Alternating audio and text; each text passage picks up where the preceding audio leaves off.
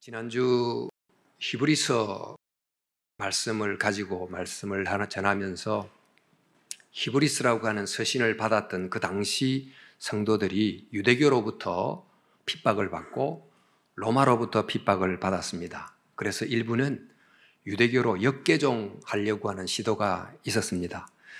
그런데 그런 위기 가운데 그들이 어떻게 그 어려움을 극복하게 됐는가? 그것은 그들이 믿는 그리스도가 유대교가 말하는 것과 얼마나 다른지를, 즉 십자가에 설리신 그리스도의 피와 유대교에서 제사를 드리는 동물의 피가 얼마나 차원이 다른지를 그들이 알게 되므로 그 회의가 오히려 확신으로 바뀌는 그런 계기가 됐습니다.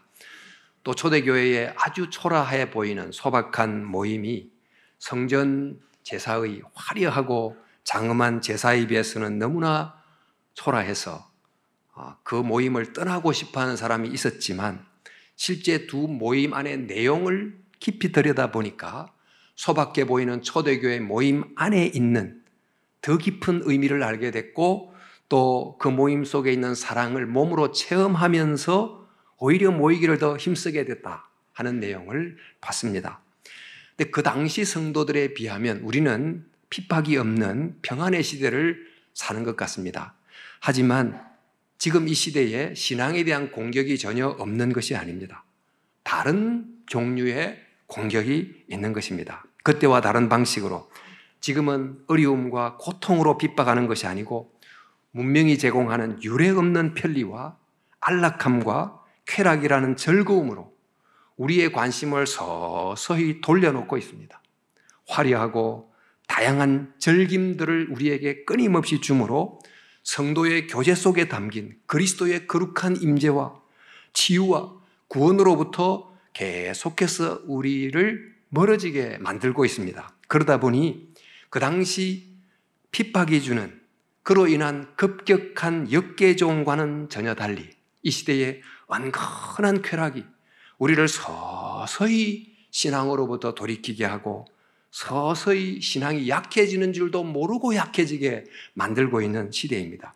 이것이 코로나로 인해서 더 심화됐습니다. 그래서 코로나 한 2년, 3년을 지내면서 거의 대부분 성도님들은 내 신앙이 이전보다도 좋아졌다는 분이 별로 없고 다 못하거나 식어간다거나 이렇게 말하고 있습니다. 이럴 때 우리가 어떻게 해야 될까요? 정말 이럴 때 우리가 더욱 깨어 있어야 되겠습니다. 신앙과 관련된 여러 질문들이 있지만 이럴 때일수록 가장 중요한 핵심적 질문을 바르게 붙들고 그 질문에 대한 바른 답을 붙잡아야 되는 것입니다. 여러분, 우리가 여러 부수적인 질문들이 있겠지만 신앙에서 가장 중요한 질문을 세 가지로 들려면 그 첫 번째는 구원이 무엇인가 하는 것입니다. 세상이 말하는 여러 종류의 구원, 행복이 있지만 정말 성경이 말하는 구원은 뭔가? 성경이 말하는 구원은 세상이 말하는 구원과는 어떤 점에서 다르고 그래서 왜 성경이 말하는 구원을 우리는 붙들어야 되는가? 이것을 더 분명하게 깨달아야 되는 것입니다. 그러면 그 구원은 어떻게 얻는 것입니까? 세상이 말하는 구원은 세상의 방식을 통해서 얻는다 하더라도 성경이 말씀하시는 그 구원은 도대체 어떤 방식으로 우리에게 주어지는 것입니까? 이것 또한 우리가 알아야 될 것입니다. 그러나 세 번째는 우리가 그 구원을 받았다고 하면 그 구원을 어떻게 유지합니까? 그 구원을 어떻게 실제 생활 속에서 체험하는 것입니까? 그저 구원받았다는 이름만 있지 않고 그 구원을 경험함으로 어떻게 내 안에, 내 삶에 실제적 변화가 일어나게 하는가? 이것이 세 번째 질문입니다. 이 세 가지 질문은 각각 다 묵직한 질문들입니다만은 바로 이 질문들에 대한 바른 답을 제대로 붙든다고 하면 마치 히브리서 서신을 수신했던 사람들이 그 어려운 시대 때 그리스도가 유대교가 말하는 여러 제사보다 탁월한 답이다 하는 것을 알므로 어려움을 이기게 됐듯이 우리도 이 세 가지 질문에 대한 바른 답을 알게 되면 오히려 이 위기 속에서 신앙을 더 굳게 붙들게 될 줄로 믿습니다. 근데 오늘은 이 세 가지 질문 중에 세 번째 질문에 좀 더 주목하려고 합니다. 어떻게 우리가 받은 구원을 체험할 수 있는가? 구원이 무엇인지 안다고 해도, 또 구원을 어떻게 받는지 안다고 해도 그 받은 구원을 별로 체험하지 못하고 있다면, 그저 구원을 받았다는 이름만 갖고 있다고 하면 지금 이 시대에 아무리 그 구원이 놀랍고 훌륭하다 할지라도 우리는 서서히 신앙이 약해져 가고 또 정말 풍성한 신앙생활을 놓치게 될 가능성이 너무나 많은 것입니다. 먼저 첫 번째 질문을 한번 생각해 볼까요? 구원이 뭡니까? 우리가 생각하는 구원, 아마 죽어서 천국 가는 것, 혹은 이 땅에 살면서 축복을 많이 받는 것, 또 영혼이 저 불멸의 세계로 가는 것, 이 정도로 생각한다면 아직 그리스도가 주는 참 구원을 제대로 모르는 것입니다. 우리가 사는 정말 이 세상의 여러 상황을 생각해 볼 때, 또 우리의 마음을 조금 들여다보면서 우리 마음속에 있는 수많은 문제들을 직시해 본다면 이른바 우리가 말하는 그런 식의 구원은 진정한 구원이 될 수 없다는 것을 우리는 단박에 알게 됩니다. 또 세상이 말하는 이른바 구원들도 이런 우리를 위기로부터 진정으로 건져주지 못하는 것입니다. 그리스도가 주시는 이 구원은 성경에서 여러 이미지를 통해서 다각도로 입체적으로 우리에게 소개해 주고 있습니다만, 몇 가지를 소개하자면 우리를 위기에서부터 건져주는 구출로 소개하기도 하고, 또 고아가 하나님의 자녀가 되는 입양으로 소개하기도 하고, 노예시장에 팔린 자를 비싼 값을 지불하고 사서 자유를 주는 이런 속량으로 보기도 하고, 심판대 앞에 서 있는 죄수에게 용서를 베풀어주는 석방, 또 원수된 상태에서 화목케 하게 하는 화해, 세상 나라에서 하나님의 나라로 가는 국적 이동 등등의 여러 이미지를 가지고 그리스도가 우리에게 주는 구원을 설명해 줍니다.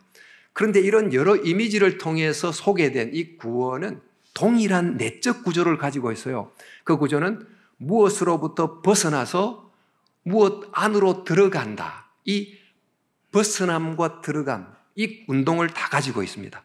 위협과 억압으로부터 벗어나서 안전으로, 죄에서부터 벗어나서 의로움으로, 고아됨에서 벗어나서 자녀 안으로, 또 죄인에서 의인으로, 원수관계에서 친구관계로, 세상 나라에서 하나님의 나라로 나와서 들어가는 이런 구조를 가지고 있는 것입니다.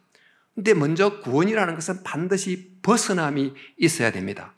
그런데 우리가 벗어나야 될 이 세상의 많은 위험, 불의, 악, 폭력, 죄, 미움, 질병, 이런 모든 것들로부터 벗어난다는 것, 이게 얼마나 쉽지 않은 것입니까? 이런 것이 있어야 구원이지요.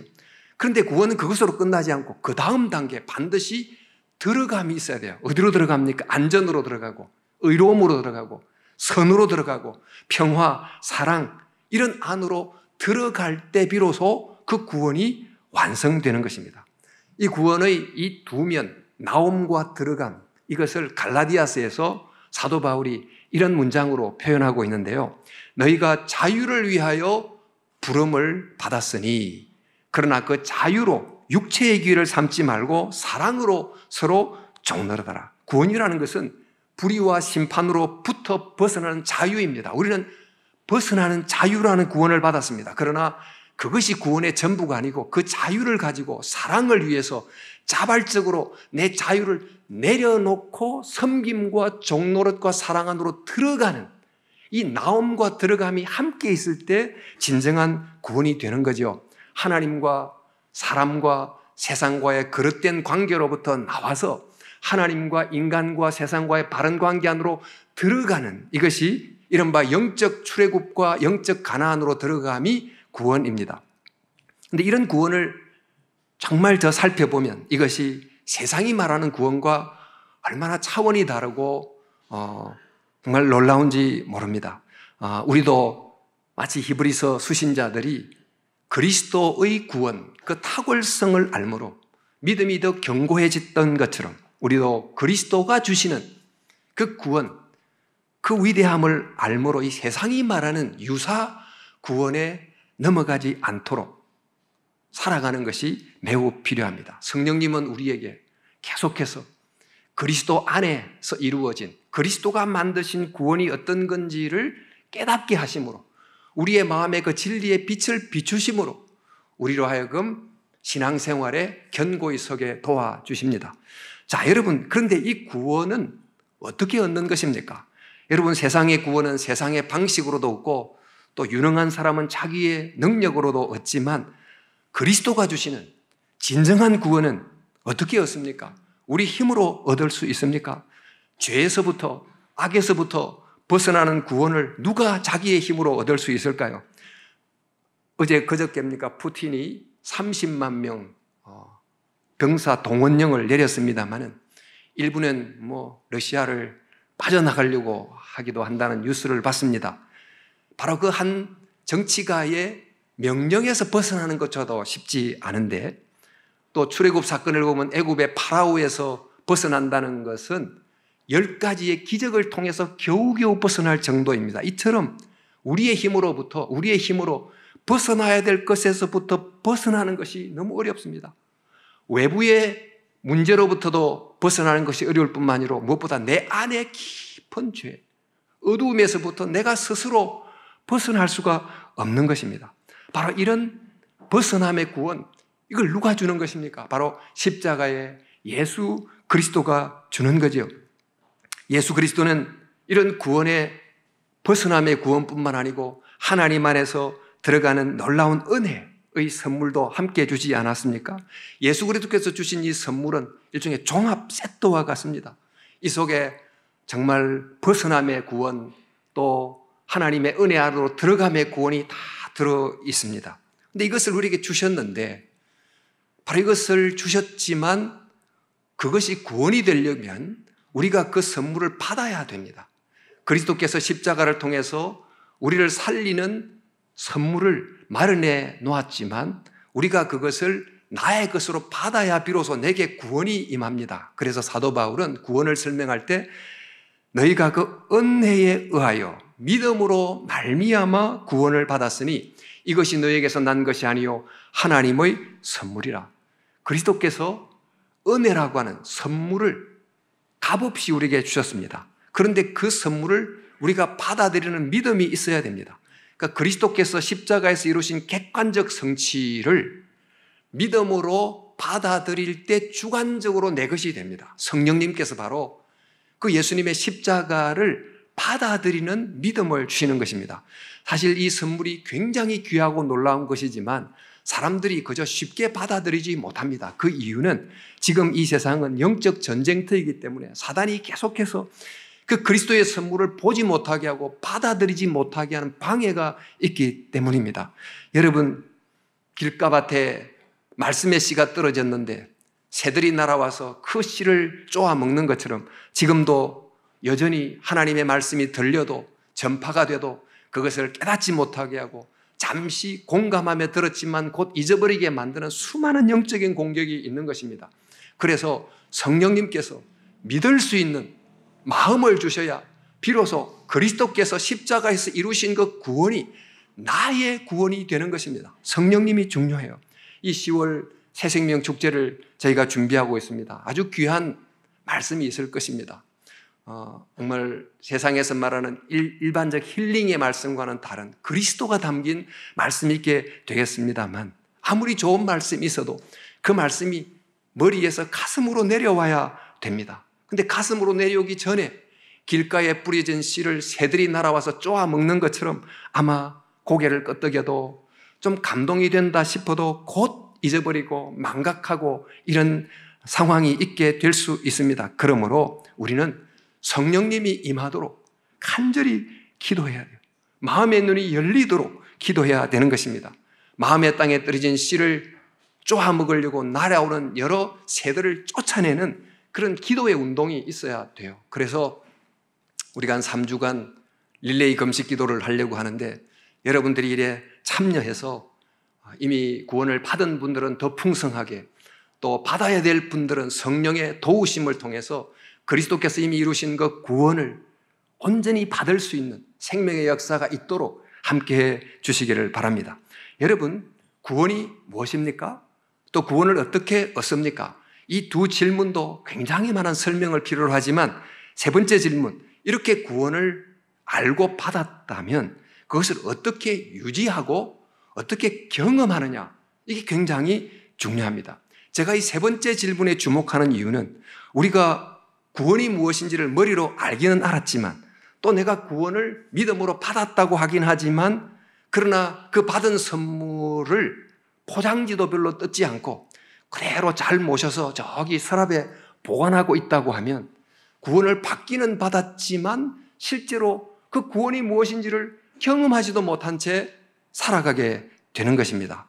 만약 그 선물을 뜯어 열어봤다면 그리고 그것을 사용해봤다면 이게 얼마나 놀라운지를 알게 될 텐데 그러지 못하다 보니 구원의 선물을 받았는데도 받지 않은 것처럼, 내게 하나님의 생명이 주어졌는데도 그런 게 없는 것처럼 그렇게 살아가게 되는 것이지요. 여러분, 우리가 받은 구원의 선물 안에 얼마나 놀라운 게 많이 있습니까? 그런데 그 선물 중에 가장 놀라운 게 뭘까요? 하나님 아버지가 우리에게 주신 선물들도 각각이 소중하지만 그 선물들을 주시는 하나님 아버지가 내 아버지가 됐다는 것, 이게 가장 큰 선물이에요.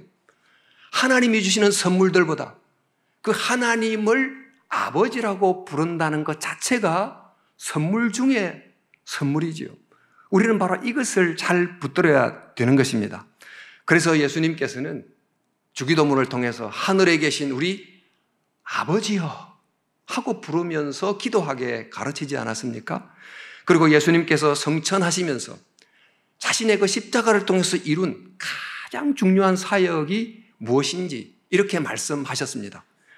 내가 내 아버지 곧 너희 아버지, 내 하나님 곧 너희 하나님께로 올라간다고 하라. 지금 예수님께서 그 십자가를 통해서 이루신 가장 큰 구원의 선물은 나의 아버지가 곧 너희 아버지가 됐다는 것이다. 이것을 알려주신 것입니다. 여러분, 높은 직위에 있는 한 사람을 여러분이 개인적으로 알아서 가끔씩 편안하게 전화할 수 있을 정도라고 하면 그 관계를 어떻게든지 소중하게 유지하려고 할 것입니다. 그런데 탕자와 같았던, 영적 고아와 같았던 바로 우리들이 그 하나님을 이제 아버지라고 부를 수 있게 됐다는 것, 자녀의 신분을 얻게 됐다는 것, 이거 얼마나 놀라운 것입니까? 그분 앞에 나아가기 전에 격식 차리고 옷 차려 입고 긴장하는 마음으로 나가지 않고 그저 언제든지 아버지 하고 부를 수 있다는 이것보다도 너무나 귀한 선물이 어디에 있겠습니까? 그런데 이런 선물을 얻었음에도 불구하고 실제적으로 하나님과의 만남이 없다면, 너무나 귀한 영적 가문의 입양이 됐지만 아버지와의 만남이 별로 없이 옛날에 만났던 나쁜 친구들하고만 계속 사귀고 있다면 이 얼마나 안타까운 일입니까? 성령님은 그리스도를 통해서 주신 이 선물, 그 중에서 가장 놀라운 선물, 하나님의 자녀됨이라고 하는 이 선물을 주관적으로 경험하도록 도와주세요. 우리 속에서 하나님을 아버지라고 부르게 한다는 것입니다. 우리 갈라디아서 말씀에 너희가 아들이므로 하나님이 그 아들의 영을 우리 마음 가운데 보내사 아빠, 아버지라고 부르게 하셨느니라. 하나님을 아버지로 부른다 했을 때 이 부른다는 말이 원어로 크라존이란 말인데 영어로 cry aloud, 크게 부르짖다, 그런 뜻이에요. 여러분, 위기가 처할 때 아이들이 본능적으로 아버지 하고 부르듯이, 어머니 하고 부르듯이 정말 영적 본성으로 하나님을 아버지 하고 부른다는 것입니다. 아버지라고 부를 때 예절 차리고 시간 약속 정하고 옷 차려입고 그렇게 부르지 않고 어느 때든지 아버지 하고 부릅니다. 그런데 그 아버지를 부르는데 아바, 아버지 이렇게 불러요. 이 아바라는 것은 우리 말 그대로 아빠라고 하는 아버지에 대한 매우 친밀한 호칭입니다. 하나님과의 친밀한 관계 속에서 지내게 된다는 것이지요. 여러분, 여기 지도가 한 장 있다고 합시다. 이 지도에 청계산 산길을 묘사하는 이렇게 길 지도가 그려져 있고 대모산 지도가 있는데, 청계산과 대모산을 한 번도 가보지 않은 사람은 산길을 말하는 지도를 보면 그냥 줄이 꺼져 있을 뿐입니다.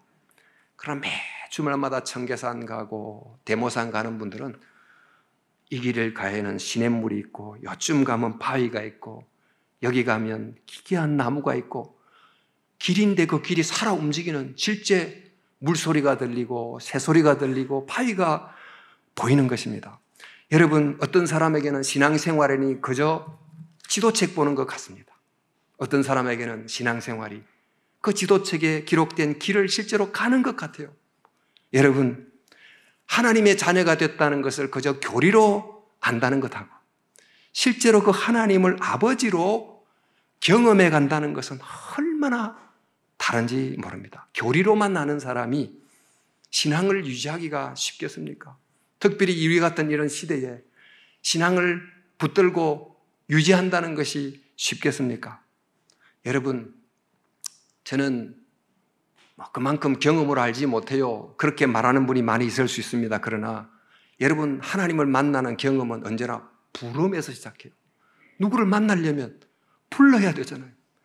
하나님 아버지 하고 부름에서부터 만남과 경험이 시작되는 것입니다. 성령님은 지금도 우리 속에 양자의 영을 주셔서 아바 아버지라고 부르게 하시고, 우리가 진심으로 부르면 하나님은 살아계시기 때문에 반드시 만남이 있어요. 체험이 있어요. 우리를 들어 안아주시고 품어주시고 인도해 주시는 것을 경험하게 된다는 것입니다. 이렇게 하나님을 아버지라고 부를 수 있는 선물이 그리스도를 통해서 주어졌지만, 이 선물의 포장지를 아직도 뜯지 않고 평소에 부르지도 않고 살아가고 있다는 것, 이게 문제입니다. 지금 정말 큰 핍박이 없는 시대, 근데 이 시대는 어쩌면 하나님을 아버지라고 부르지 못하게 우리의 관심을 분산시키는 또 다른 종류의 핍박이 있다고 할까요? 하나님 아버지가 아닌 다른 존재를 계속 부르는, 그렇게 만드는 그런 시대를 살아가고 있습니다. 그럴수록 더욱 여러분, 그리스도께서 주시는 이 놀라운 선물 속에 있는 하나님의 자녀됨, 이 놀라운 참 은혜를 붙잡고 더욱더 이전보다도 아빠 아버지라고 불러야 세상이 주는 유사 구원에만 끝나지 않고 그리스도가 주시는 진짜 구원, 우리의 육신의 편리함만이 아닌 영혼을 제대로 변화시키고 하나님 나라까지 인도하는 진짜 구원을 맛보고 경험하게 해 주는 것입니다.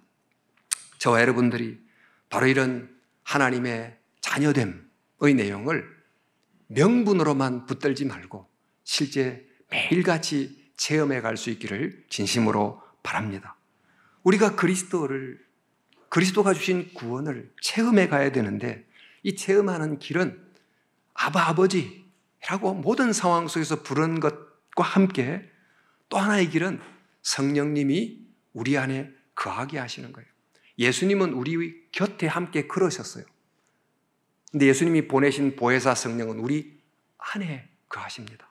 근데 안에 거하시는 성령님을 우리의 집에서 저기 저 구석방에 앉아 계시게 하지 말고 거실로 나오게 하셔서 늘 매사를 언언하고 묻고 함으로 그분께 주도권을 드리는 것입니다. 우리가 그리스도를 통해 새로운 신분을 얻었지만 여전히 우리 속에 내적 본성이 너무 강하기 때문에 겉은 바뀌었다고 하는데 이름은 그리스도인인데 속은 별로 바뀌지 않은 채 살아가기가 쉽습니다. 너무나 오랫동안 우리의 옛 본성이 나의 주인이 돼서 나를 끌고 다니기 때문이지요. 우리의 삶의 핸들을 옛 본성이 잡고 있으면 그 핸들을 그 옛 본성이 붙잡고 있으면 우리를 어디로 끌고 갈까요? 여전히 시기하고 분노하고 불안해하는 옛자리로 늘 우리를 데리고 갑니다. 이 죄의 본성이 얼마나 끈질긴지, 얼마나 강한지 사도 바울은 이렇게 표현했어요. 문제는 율법에 있는 것이 아니라 내 속에 있습니다. 나는 죄라고 하는 주인에게 노예로 팔렸기 때문입니다. 나는 나를 도무지 모르겠습니다. 속으로는 올바른 일을 해야지 하면서도 그렇게 되지 않습니다. 그러고는 내가 원하지 않는 짓, 내가 미워하는 짓만 저지르고 있습니다. 나는 내 행실이 잘못되었다는 것도, 내가 어기고 있는 율법이 선하다는 것도 잘 알고 있습니다. 그러면서도 이러는 나를 어찌 해볼 도리가 없습니다. 내게 이런 악한 일을 시키는 것은 내 속에 들어있는 나보다 더 힘이 센 죄입니다. 아무리 몸부림쳐도 나는 나에게 올바른 일을 하게 할 수 없습니다. 나는 그렇게 하고 싶어도 되지 않습니다. 선한 일을 하고 싶어도 되지 않고 악한 일을 하지 않으려고 애를 써도 되지 않습니다. 이제 내가 원하지 않는 것을 하고 있는 게 사실이라면 문제는 분명해집니다. 죄가 아직도 나를 사로잡고 있다는 사실입니다. 제대로 살아보려는 마음이 없으면 내 속에 이런 갈등이 느껴지지 않아요. 그냥 옛 본성을 따라 살아가면 되니까. 그러나 제대로 살아가려고 마음을 먹으면 그때부터 이 바울의 탄식이 나의 탄식이 됩니다. 내 안에 너무 많은 내 안에 너무 많은 가시, 내 안에 있는 본성, 이것이 나를 붙들고 있다는 것이 더욱 생생하게 체험이 되는 것입니다. 우리 바깥 세상도 하나님의 선한 통치와 사단의 악한 반역이 끊임없이 충돌하면서 여러 영역의 전쟁이 일어나고 있습니다만 우리 안에 있는 마음 역시 하나님의 통치와 나의 죄성의 반역이 대결하는 전쟁터가 되고 있어서 끊임없이 다툼이 있고 갈등이 있게 되는 것입니다.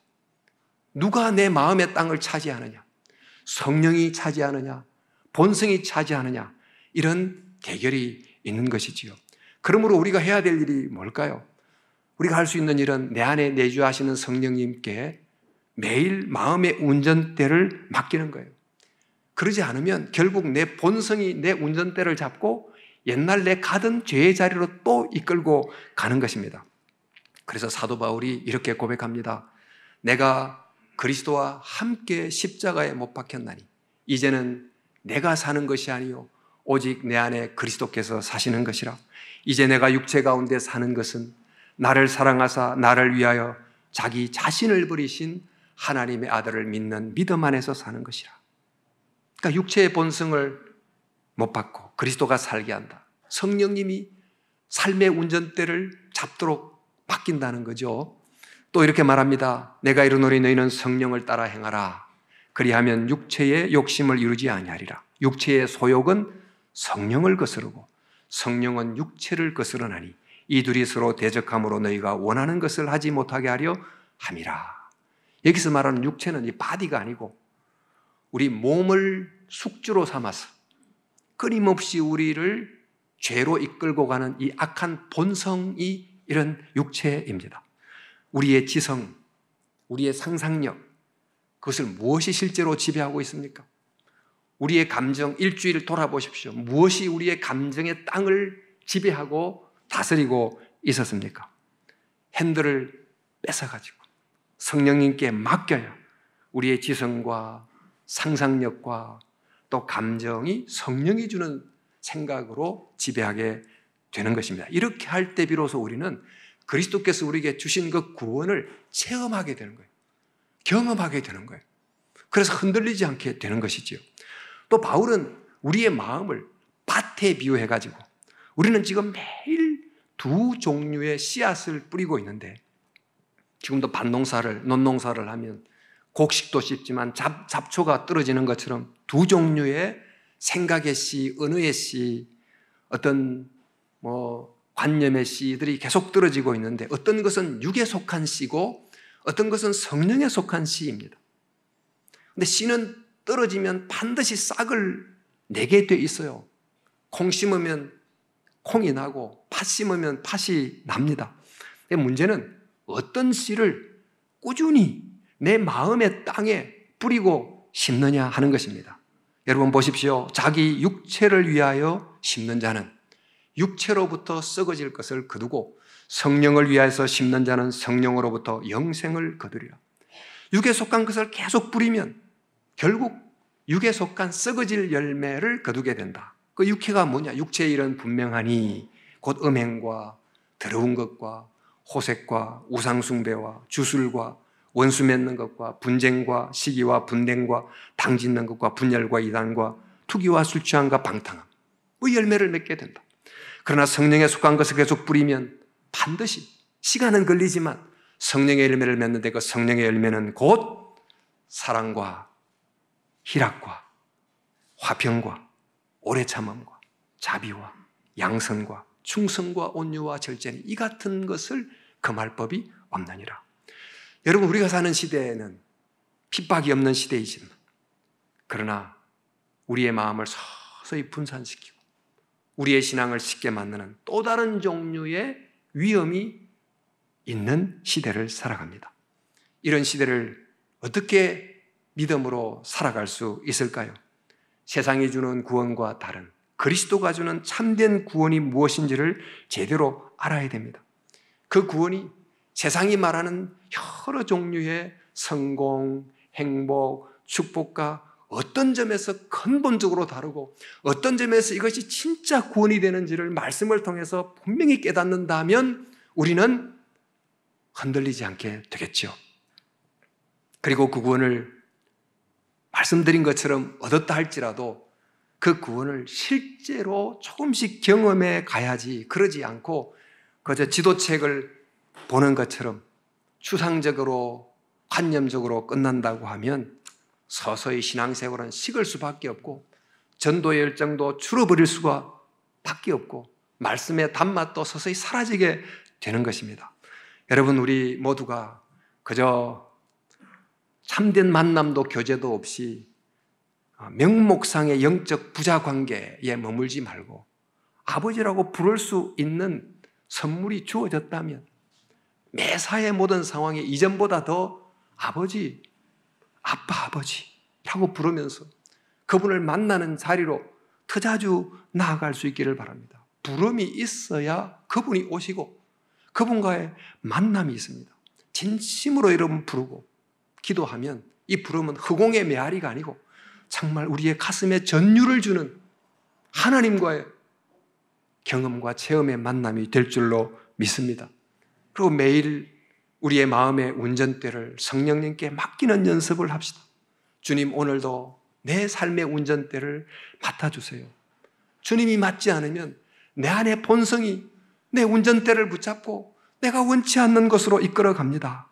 또 수많은 미디어나 상황을 통해서 수많은 씨들이 내 마음의 땅에 떨어지는데 이것을 방치하지 않겠습니다. 주여, 말씀을 통해서 주시는 작은 깨달음 하나를, 작은 통찰 하나를, 작은 은혜 하나를 잘 붙들게 해 주세요. 이렇게 함으로 정말 주님이 주신 구원을 경험하며 살아가는 저와 여러분이 되기를 바랍니다. 위험은 없지만 또 다른 종류의 더 큰 위험이 존재하는 시대, 외적 핍박은 없지만 내적 유혹이 훨씬 더 강해진 이런 시대, 물질적으로 풍요하지만 영적으로 훨씬 빈곤해진 이런 시대를 살아가면서 우리가 어떻게 해야 될까? 정말 그리스도의 구원을 더 알고 그 구원을 영적으로 체험할 때 비로소 이런 위기를 오히려 극복하고 더 깊은 신앙 안으로, 더 풍성한 은혜 안으로 들어가게 될 줄 믿습니다. 이런 은혜가 저와 여러분 가운데 충만하기를 주님의 이름으로 축원합니다.